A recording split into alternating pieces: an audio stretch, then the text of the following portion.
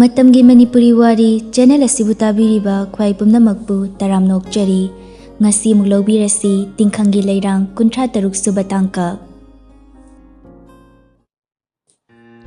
Laizana kauribadu punsibagi nakongda khonjel oina tadrabasu machinda thokriba khonthoktu dada korakpani haibasi punsibasu khangbangami aduk nungshiba magi angang machana peri peri ga tawraga angakpa mawongda dada kaina korakpadudi asomda dadagi thamoigi mai hori mihundu mathong maram khangdri thangatliba khuttu chagluk mayaiduda khangtha thadaraga tawfam khangda makhut namaduna ising bottle du thangatlaga garagra thakladuna laizida muk yenglai asomda su laizana dada kaukhibadu nakyata famliba mayoknana famliba akoibada leiriba mi ayamba tahawi anjuga lingjelgasu khangyeng yengnei thangnana famliba Ningthouisu macheda ngakna yengi aduga laizana yenglibadu kanadana muk yengi atai kanada yengba oiramdrei punsibada yenglaga lerambadu ubada Ningthoidu khangnok noklaga thamoida tuminna khanjei mayamaraksida chak chaba phawada ithaiga yengnaraga chadabi leirisida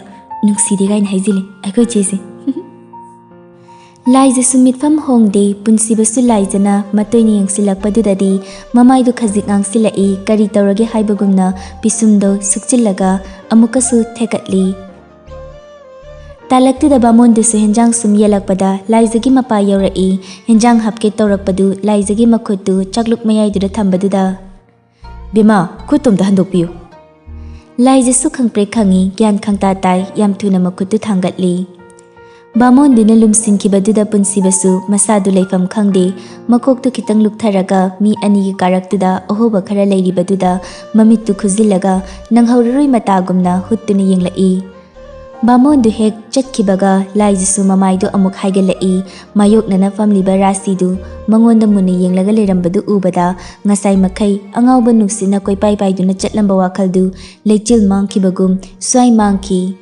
mamaidu yam thuna nonkhatki Punsibasu laizana mamaidu luktharaga chaktuda makhuttuna chakchak thillaga leiribadu ubada masadu leitafam khangde khudaktuda fuk hogalaga laizagi manakta famlaga mityengdugi atra karino hangningba faurai masadu tawfam khangda chaktu sashin bangamde nakanda famliba leisembagi nakong mayada changsilaga tablapna hairai leisemba chak charise loigadaw kyam watlino leisembadu chakhumduga kariga mamittu faini yenglaga kedorogi kengba khara thuna loisinba pamba yang wali nga thongba mathel amatang yelakpada ngari kaigino nathi phaininglabo punsibadu pisumdu khangsuk suklaga oktaba adu nati ani duna ngarang ngangnabaduda ranbirdu punsibada tablapna hairai borai sidi tumina lemna chagadawni nui ani ngarang ngangnabadudi mi yengnari Leisembasu chaktu makatana chakre punsibasu laizada amuktang ngausinaba lam henbada senaba waraba mit aniduna huirap yengi laizana luktharaga chak maru ani hum charibadu ubada punsibasu thamoida madom khanjai piri piri yengamaga mayam maraksida thamoise jingthoklaga magi manakta bubigraga hojikna lanjadibi saraga amuk leikrene karino mantorisibo aidi somda leifam khangdra haiwani aina ngasi sauninglaktana mayam maraksida prap changsilaga break faruniko punsibana manglaga leibaduda leishemadu punsibada yenglaga kuningduna kakak thillaga kengba nga thongmuda chage haidraga karino nangna torisibo natu tumba tarine punsibadu magi karandu sumkumlai thamoi mapan thokri amta phajinbiyo leishemba na baibo nupi thiraga khara gyan tarakadra khanbani ngawbo khangin hengali chak chakhumsina thamjilakani wayang nganingde sasa chaw yumda thuna hannaba Handakti punsibasu tumina laikre laiza surasi kibagi punsibada amuk hanna yenglakidre asumna mayamdu chak chaba loiraduna mayamdu hogatnare laiza hoisu mari mari changlai anjuga lingjelgadu laizagi manakta changsilaktuna anjuna laiza no hero silai saringai jadi kem chahodre dakinada khrayamna lahorukige laiza sumong hada aduma khumlai yam kuina lerakanu lingjel Noi ani wari sanagadaba yam lei Lingjel na mo Hoiba ado nang phone pai haidaine aigina haina leirakpani ado ai heitabanina kaya paideda fare adudi ai dale sembadagi oina lawrage hoi Ningthouja leiramuko aikoi ngak chalukige Asi hairaga Anjuga lingjelgadu chatkre Ningthoiga laizagasu ngasagi kaduda amuk changsilaktuna phamungduda phammi laijasu masadu leitadi Ningthoidon silaga Ningthoi wari makhaliro kona lirage che maya marakta muk leirase ine khoina lana khaloidra khalui se ai wari makhayam taningi makhaliro adudagidi taluyumbo hoise chatkre babanadi imabu yumda changhaleroi haire adudagi itaina themlaga imabu laruraga numidang wairam itaido yumda hankibani Ningthoigi wadu tabada laizadu wakhalda sukhali numidang ama thengna halakpadu wairamgani karino aina ngasi tariba paw mayam sibo manga chapmane manabo aduga ichena pirakpa paisa dusu itaina ngonda pirame ai paisa do hoji phawa sinadri Ningthoina hatho atu ningsinglakpagi hairakpani laisa somo gyan khangmamami aina piba paisa aibu karam kanda dada paisa pigibno ai gyan min tadrida Ningthoi su makha tarae numitu dei tei lamdradi ekhoi kari oramgani baba su thabak suba chatlandri imung manungi pumnamak itaina loina honare abungo gaiga su mating chahidagidi imphal da school la phaba mada tamhanni na hai aduga iche ekhoi baba gi auto su nahan leire laijadu ingak ngakna ha auto di kanana leiriba itaina leire ni kaino iche baba saudrabani itaise ekhoi gi di sorgumbani iche haujikti wakal langphan khalanu talamjing magi wakal dusu khaluranu mama mapana haibe indana imphal da leikre ichi gi wakal kakthok lamani imasu hanaga manadri gyanam tare iche nang itaibu lana lobiganu itaini ichebu yam nungsibani itaina faraga chenba nate ichebu awaphamdagi kanbibani Ningthoigi wadu tabada laijadu mamaidu luktharaga mamittagi mapidu tapna taithoklaga dada nangna toramliba mayam sibu karino ai ngasidi manglaknare Ningthoi Anjuna kaurakpani Ningthoi su mapidu sasa taithoklaga Chenju kai haige nachedo makok chiklani khara kapminaradi yare la o noina taise nang noina dakina tawr la chalo Ningthoi abungo do kokshilo hoije yare kapano itaina kaphali haina amuk lan tarani yare he lao asomda board chalage na tawraga le horabani Ningthoi da Anjuna chingduna pukre laije suwal du da munni yenglaga manglaga lei thabadu kapli tawduna changlai imagi laija laija su khonjal duda mamai du leithore ima thabadu changsilaktuna laijagi makok tuda nan thabiduna imagi bema ichadi laibak phabi oyuko ima ichagi maphamda yamna lankhre ima na wakal thelubana ichabu mangna basilure ngasidi ima noi pumna makki maphamda mai thire ima lale nang ima bunga uko ma adumaina haiganu thabasu makha tarae imagi laija imana arang arak ngaurubana napabu awaphamda tahalure imung manung kangkhong chairurabani adubu punsibana khoi pumnamakpu kanbiduna angang makhai khallaga aibu napada khusinarambani punsiba leiramdrabadi yumingkolsu mipatta singduna loina munbiramgani aduna imagi bema nang hauji wakalani longba yadre punsibase nangi amadi nanau singi ishorna thabirakpani napuroi babu ishor makni khalu nanem nakugi seba matik chana tawduna nacha nupi nupa poktuna matik chabi magul lebi yumbirembi oyuko imagi bema laija su hi kappi rasidu maya mamangda tawde yadabagi mawongda laijabu thirei thabaga laijaga kapinaduna leirambadu ubada machindu paithoklaga mi loina chanakre ekhoi su chanaba tawrasi thengi Rasigi khonjal du tabada laija su kappadu chaplepi thabasu laijabu kolibadu khangtha thadoi rasidu thabagi setliba firol duda munne yenglaga machindu pethoklaga wakhalda sukhali setliba firol matasiga lakliba miyam sigi mamangda onthoknai kai jakhre dako sakta singsiga heng nongan baga ni balani lakta laksinudana getta gi tangi hera macha poktoklaga phamung ama kari ma piningdaba mathibong charam daita lakpa thibong law singchidi laija su mapidu fatfat taithoklaga hoi chalasima thabadi rasisi punsibagi mama oiraboi khanduna kapli hairei inama ichase yumde yam wana leirakpani inamana nakuchana warakpiu ichana khangda haitaba inamana takpi tambiu yam pangjabani rasi su khumda yadabagi mawongda yam usittana yenglaga Thabasu rasigi mityengduda kitang khautak chai. Asumna laija hoisu mapasana halda amuk khurum lamlaga yumda halai. Masadu tarang amadu sum leiri kada tapna changlai punsibasu firol hongdokpa loiraga sofa da famlaga leirami. Laija changlakpadu ubada punsibadu mamittu khuzillaga laija de yenglai. Laijasu punsibada haifit yenglai punsibane yenglaga leirambadu ubada khangprek khangi masadu nahan khaiga manadi masadu ithak thakna wa haibadi ngamjada mafi marol hongdoi aduga phamungda makhong yantharaga fami. Punsibasu praprap changsilaklaga laijagi manakta tapna famtharaga. Namitudi karama khoina chikibano onthok chawna pomleda. Laijadu punsibada mamittu faini yenglaga. Dada Punsibasu satkum lai. Haune. Ansudi laroidra. Laroi. Macheda hayeng chatkrani. Adugi mali haure. Kaka leridudi.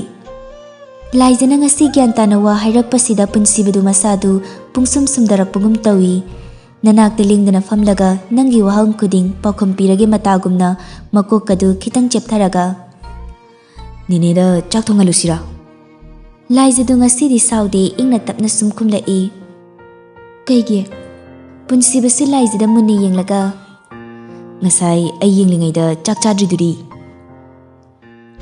Chai mayam marakta ay bahodana nanakta lakningma faholiba mityengduga peri peri tawraga dada kaina kaureidudi. Nangdi hairano ay chak charakti chakluktuda hapliba mathel mayamdo ay amta urakti. Nangi maithongdo aygi mitsida adum uduna leheli.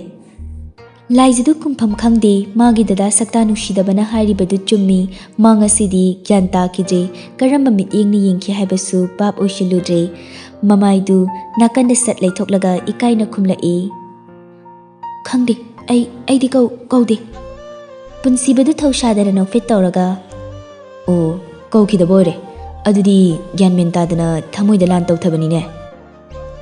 Laijadu punsibagi paukhum piba ngamdre makhut anidu suru suru nairaga ikai khangi punsibada hainingba hangningba yami adubu mahangna utkriba matawduna wahai ama phawba haizaba ngamjade. Punsibasu fukhawgalaga chatki laijasu punsibana chatkibaduda wakhaldasu khali. Dada ai kari haina hayu haibano tasingna ai wakhalse khanpham khangdre. Dadagi na tawsida dadana sumna tawrongani ai mangda phawa manglude. Karigi adu sayon yambano nangi sayon miyamsina ai bulon thokta bisu hendore dada. Se notebook pen gase thamjilo horendagidi lairik takpiradoini. Laijadu nonthaduna leirambadu punsibagi wadu tabada mamaidu nonkhatpa ngamdre mapidu fatfat teithoklaga fukhawgalaga kadagi thorai. Punsibasu notebook tu famungda langsilamlaga yamthuna laijagi matung inarai. Laijasu kadagi thorakli adubu chatfam khangde Ritagi kada oina changlai.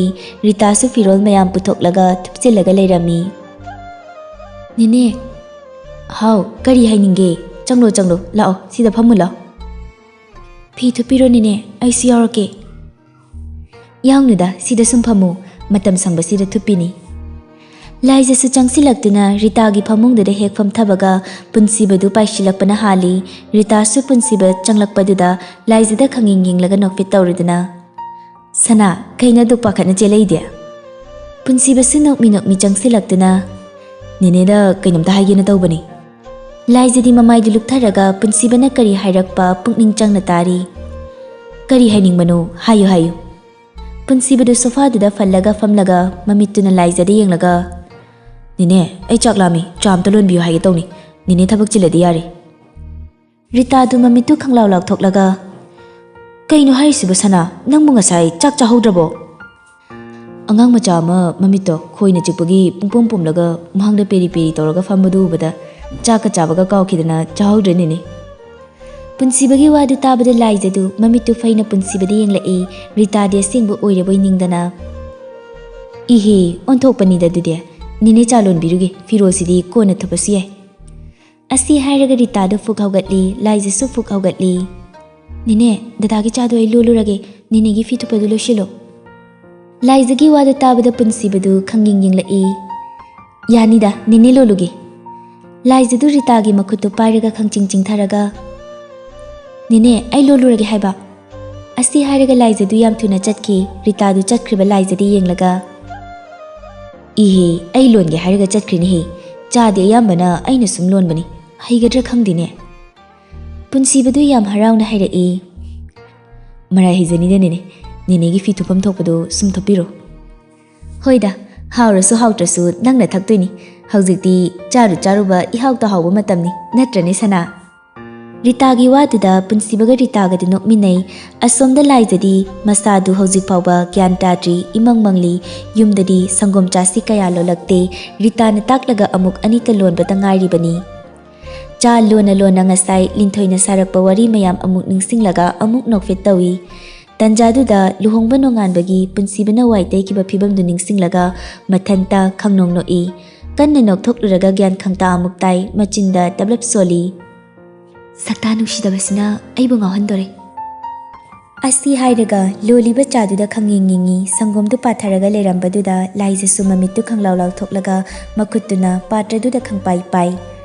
Asabaduda khangpai paisilurabanina kutta saba phaurakpaduda khangtha amuk thadoi aduga gas tu somuk leithai.